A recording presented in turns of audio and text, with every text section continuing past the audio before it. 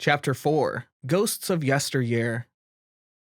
The project leadership job given to Dom by Mr. Powers wasn't easy. It required many things. Dom sat in a boardroom as a bustling new startup entered. There were two guys there, both young, keen, and smart. They'd been working on a productivity solution that could save a couple hours a day for small businesses and management areas. But they were having a problem with the software development side of things. "I heard there's been some problems with the software stack, so who's doing the development?" he inquired. "Well, we outsourced offshore," one of the entrepreneurs replied. "What type of experience does that team have?" Dom asked. "It's just a team of two programmers. One of them was good on another dev job we had, but it was a different system, and the other one he recommended is new to coding," came the reply. "So that's two guys working on the code who haven't got experience in the system.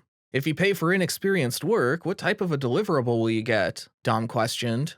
Inexperienced code, I guess," was the reply.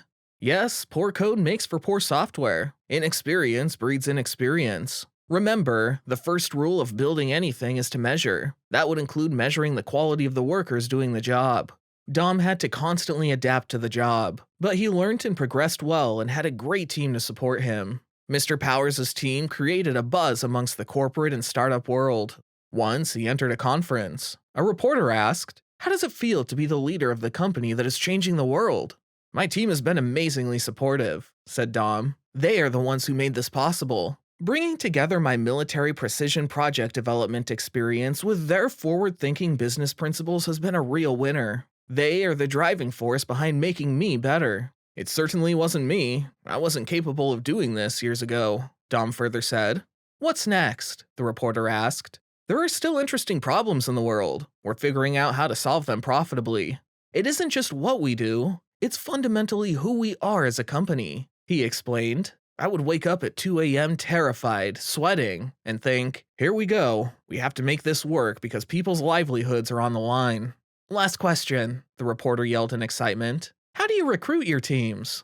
"It's a process. We want people who are comfortable with being uncomfortable. We also want people who want to do amazing and wonderful things in service to the world, but also know that charity is not a sustainable model for the scale on which we want to operate," replied Dom. The reporter looked intrigued by his response. She got a card from her folder and said, "I've been given these 3 cards that I heard you use to force uncomfortable conversation."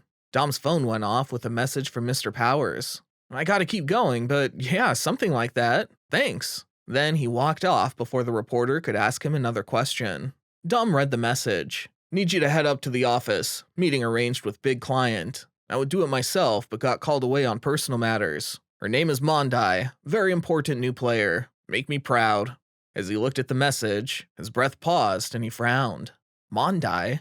He couldn't believe it. Was this Mondai from the T-Wolves? Surely. Couldn't be. He approached the meeting room, and through the glass window there was a beautiful, flirtatious woman in a room full of nerds. "Mondai," he whispered to himself in shock.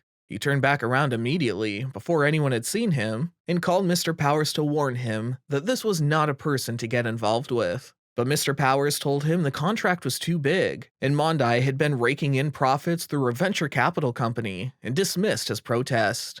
Dom couldn't get out of this now. He was expected to liaise with this client. But how could he after what she did? Dom walked in with a disenchanted look on his face.